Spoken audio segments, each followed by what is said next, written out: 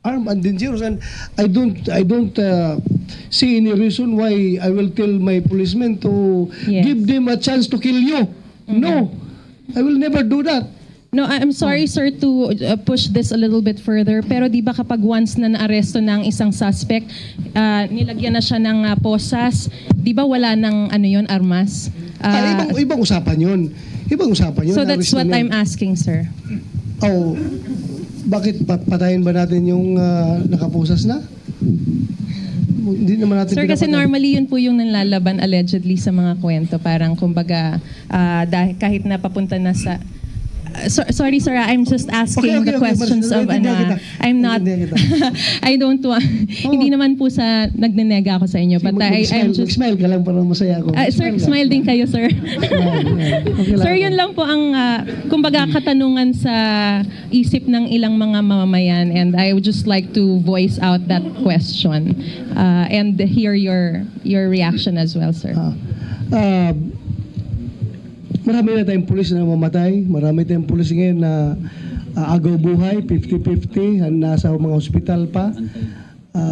Nakikita naman natin kung paano manglaban itong mga kalaban natin. We are at war. So, if you go to war, you don't go there unprepared and haphazard yung preparasyon. Pag nandun ka, desidido ka.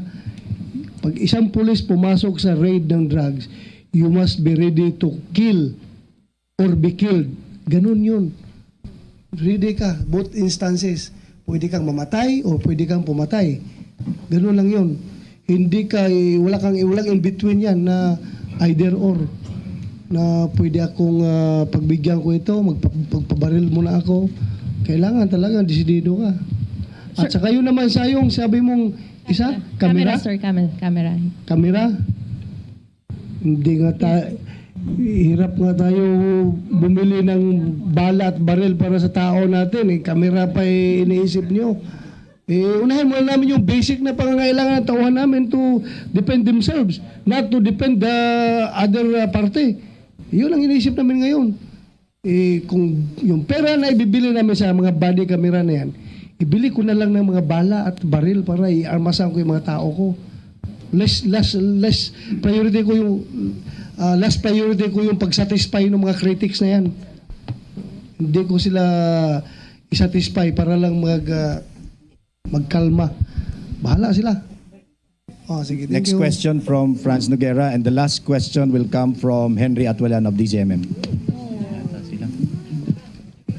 I'm back. Sir, ang payas... Na-miss mo ako?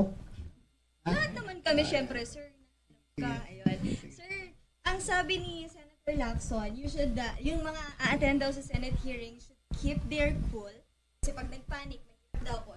Sabi, and then don't deviate to the truth and stay focused. Any reaction to that? I appreciate the concern of our former boss, Senator Lacson. But please tell them that we will go there to the Senate with open hearts. Our hearts are clean. Hindi po tainted. Kaya wala kaming dapat itago. Hindi kami magpapanik. And we will never lose our cool. Not only siguro, babastusin kami doon babastusin ng kuan. Hindi naman siguro ganun ka, mag-honorable man yung mga senador natin. Hindi man yan mababastos sa amin siguro. In every action, there is a corresponding reaction. Pag binabastos ka, we may probably lose our cool. Pero kung friendly naman sila, hindi gaanong hostile, what's the reason for us to lose our cool? Kita mo naman ako, cool ako, di ba? Walang problema yan. And salamat sa concern ni Senator. Kilala niya ako. Alam niya na very cool ako na tao. And very hot ako pag ako'y in-agitate. I'm very hot. Pero hindi yan address to the Senate, ha? Address to the enemy yan. Mga kalaban yan. Very hot ako. Pero Hindi sir, sa Senado. Hindi ko sila kalaban. Hindi natin sila kalaban. Pero sir, are you ready na way ng pagtatanong ng ilang senador na medyo nababasatan yung ibang mga tinatanong po dahil talagang gusto raw nila mapalabas yung totoo. Kaya parang naninindak yung mga tanong ng senator. So, are you ready for that na rin po? Hindi man kami kailangan sindakin para lumabas yung katotohanan.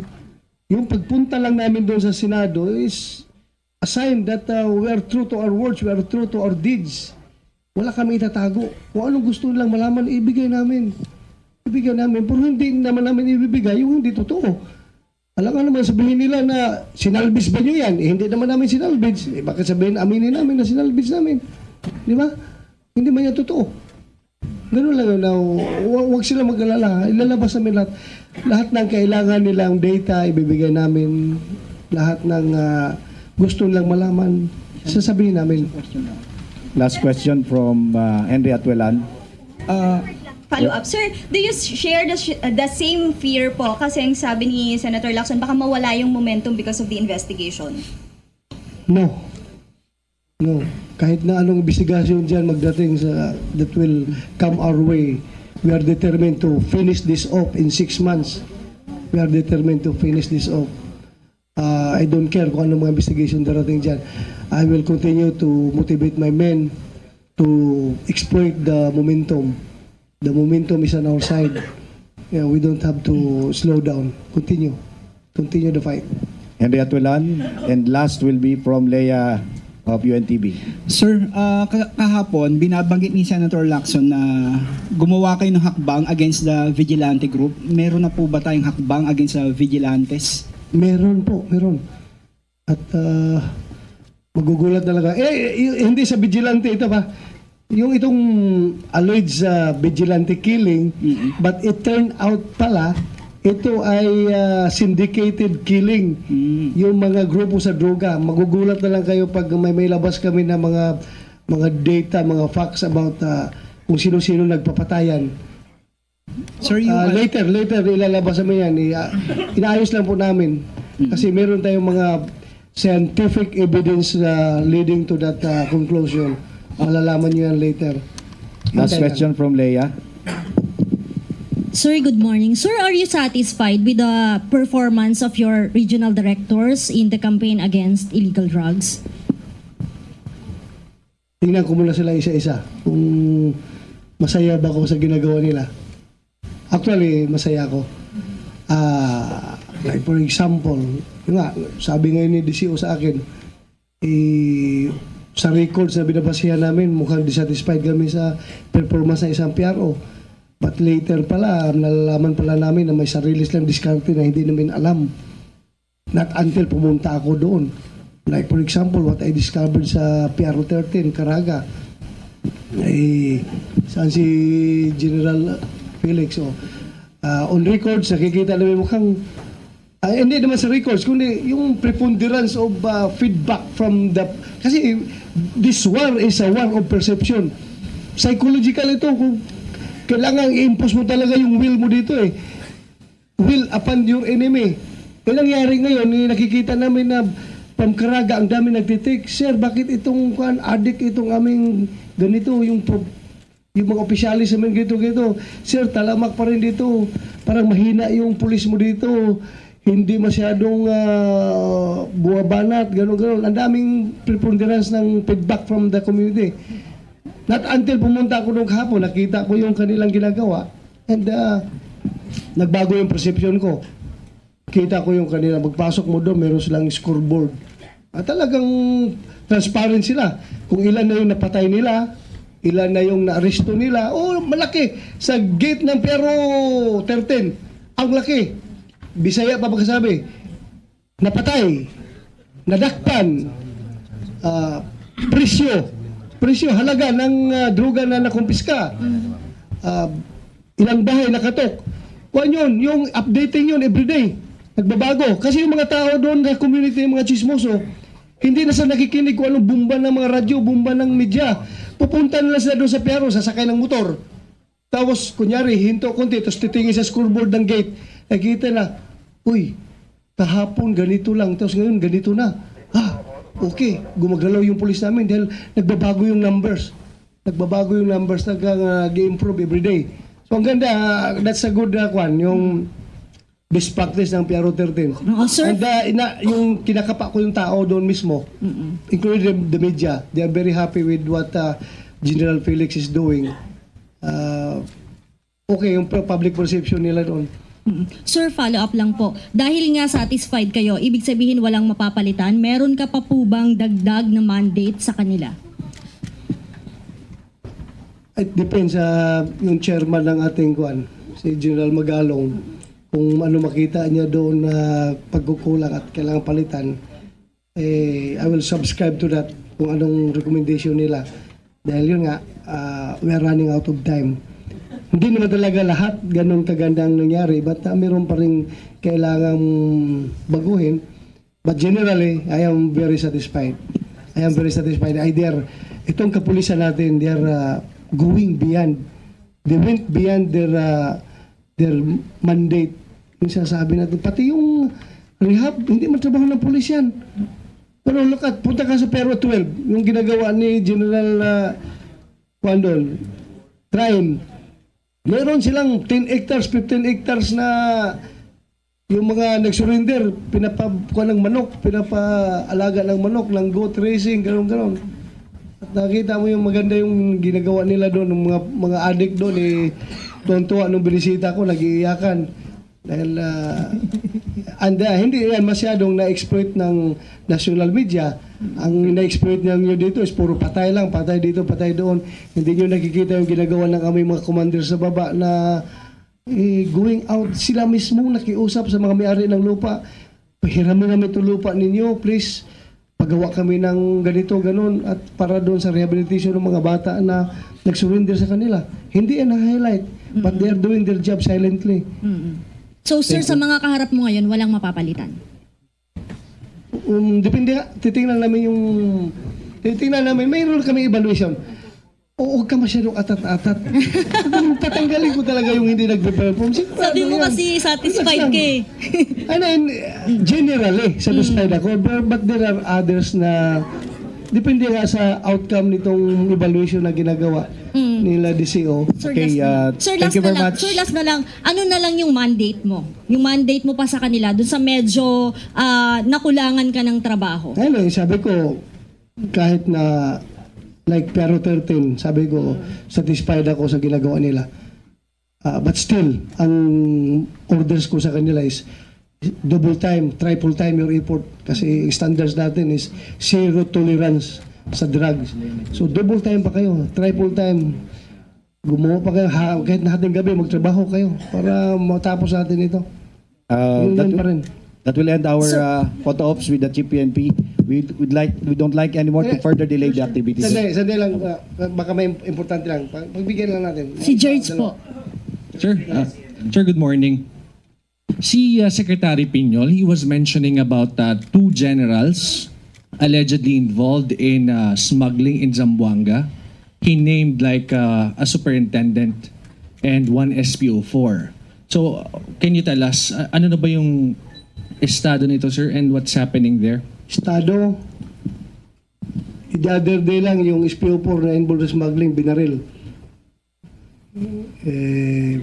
Buhay pa ata. Buhay pa yung SPO4 na yun, binaril. Tapos yung kernel, hindi ko pa masyado alam yung status. At I still have to talk to General Piñol, Secretary Piñol, kung sino yung mga official na yun. So we don't have names yet, sir? Sa akin, yung SPO4 lang ang may pangalan ako. Tinext niya sa akin, kinonfirm ko sa RD PRO9, the same person, tapos binaril. Yun, yung mga kernel, hindi ko pa alam. Tanungin ko muna siya. Sir, last siguro. Sir, may percentage na ba tayo ng mga crimes or at least mga alleged extrajudicial killings na resolve na ng PNP so far? Because ang sir, yesterday kasi sabi ni Secretary ni Senator Lacson, he's urging the PNP to resolve this kasi sabi niya, yung magagandang nagagawa ng PNP ngayon baka ma-overshadow nitong alleged extrajudicial killing. So what can you say about that, sir? Kasalukuyan na nagpe-prepare si General Marquez. Meron siya ibibigay sa inyo pag natapos na yun. Meron. Huwag kayo mag-alala. Ibigay namin sa inyo lahat yan. Tulungan nyo kaming ipapaalam sa buong mundo na ganito yung ginagawa namin. Ibibigay namin sa inyo yan. Sige. Okay. Oh. Sir Aya Powell, Makalma. sorry. Yes, Aya. Sir, update lang sa mga LGUs na nag-submit sa inyo na binanggit ni Presidente.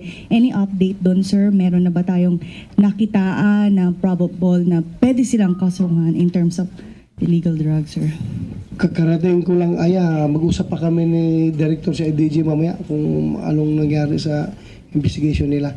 We will update you. Ha? Pero may nadagdag po ba? And in terms naman sa PNP, sir, mga nag-submit din sa inyo, any update lang, any initial lang po. Thank you. That's And mamaya, ibigyan kita ng initial.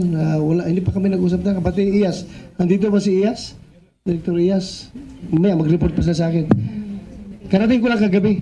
Hindi pa kami nag-usap. Sige lang, bigyan kita ng update, ha? Thank you, sir. Okay. Salamat. Wala na pong tanong. Pwedeng pahabol po. Joy Good morning po, Cantos. sir.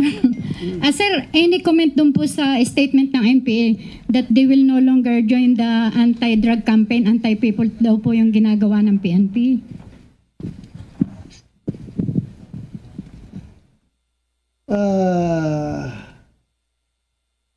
Expected ko naman yan. Na ganun yung magiging reaction nila. They have to maintain their relevance. Dahil pag sige na lang sila sabay-sabay sa amin, mawala yung kanilang relevance. Kaya expected ko na yan talaga na sasalungat at sasalungat yan sila sa amin. Hindi ba po pwedeng sige na sila sabay-sabay sa amin? Otherwise, mawala yung kanilang relevance. Okay, mag-start na kami. Ano? Sige, Doris, sige, last na yan, ha, last. Sir, status lang po ng mga, status lang po ng mga police na involved doon sa illegal drugs. And pangalawa, ano ho yung ibig sabihin nito nung mga sunod-sunod na Chinese arrested and killed since the weekend? Binondo po 3 arrested, Davao 2 killed sa Davao Penal Colony at sa Parañaque City Jail 2 pong Chinese. Anong ibig sabihin nun? Opo. Minalas sila. Namatay. Oh. Minalas. Hindi sila sinuwerte. Naubusan sila ng swerte. Okay. Minalas sila. So, wala tayong control sa swerte at kamalasan ng tao. Opo. That's the truth about it. So yun po bang mga police na involved, yun na pangalanan, involved doon sa illegal drugs, mauubusan na rin po ba ng swerte? Hindi namin kontrolado talaga ang swerte at malas ng tao. Hintayin na lang natin kung anong kamalasan at kaswertehan. Okay. Wala tayong control dyan, Doris. Opo. Maraming salamat po, sir. Salamat. Thank you very much po. Thank you. We'll give you update later after the conference.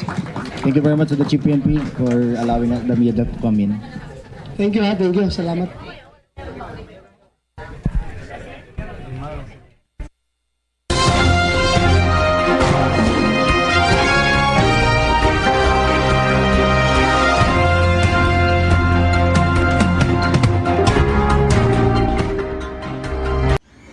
Ako po si Cathy San Gabriel. Subscribe na sa PTV YouTube channel. I-click lang po ang subscribe button.